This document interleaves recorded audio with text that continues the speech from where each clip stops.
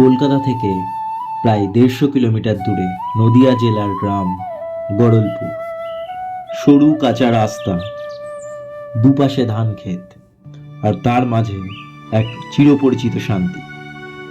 গাঁয়ের ভেতর দিয়ে বয়ে যাওয়া খালটা যেন সারা গ্রামে শিরায় শিরায় বয়ে নিয়ে চলে জীবনের শব্দ।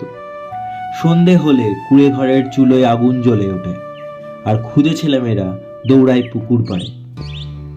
নামটা যেমনই অচেনা, তার গল্পগুলোও তেমনই অদ্ভুত। সবুজে মোড়া নদীর ধারে গড়ে ওঠা এই ছোট্ট গ্রামটার হাওয়ায় এখনো গন্ধ থাকে ভেজা মাটির, কাঁচা আমের আর দুপুরের অলসতা। এখানকার দিন চলে ধানের মাঠের কাজ আর পুকুরের ঘাটের গল্প। সন্ধ্যা হলে কুয়োর ধারে জ্বলে ওঠে লণ্ঠন, আর বুড়োরা বসে বিড়ি ফুঁকতে ফুঁকতে পুরনো দিনের কথা আওড়ায়। এমনই শান্ত একটা গ্রাম, যেখানে বড় কোনো অপরাধ বলতে ছাগল চুরি বা জমির ঝামেলা। সে গ্রামে এইবার ঢুকেছে ভয়ানক বিপদ, যা কেবল ফিস ফাঁসে শোনা যায়, চোখে দেখা যায় না, কিন্তু বুকের ভেতরটা জমাট করে রাখবে। গত 1 মাসে গায়ের 3টি শিশু নিখোঁজ হয়েছে, রাহুল, সুচিত্রা আর মুন্না। 3জনেই ছিল আলাদা বাড়ির, আলাদা পাড়ার, কিন্তু একটা জিনিস তাদের মধ্যে মিল ছিল। 3জনকেই শেষ দেখা গিয়েছিল একটা নীল ঠেলা গাড়ির সামনে, হাতে কুলফি মালাই নিয়ে। একটা অদ্ভুত ঠেলা গাড়ি পরিচিত গলার টানে বলতো, ঠান্ডা কুলফি মালাই। কিন্তু যখনই কেউ গাড়িটার কথা জিজ্ঞেস করেছে, কেউ কিচ্ছু বলতে পারেনি। চালককে কেউ ঠিক মতো দেখেইনি। কেউ বলে তিনি লম্বা, কেউ বলে তিনি বেটে, কেউ আবার মনে করে সে সাদা টুপি পরে।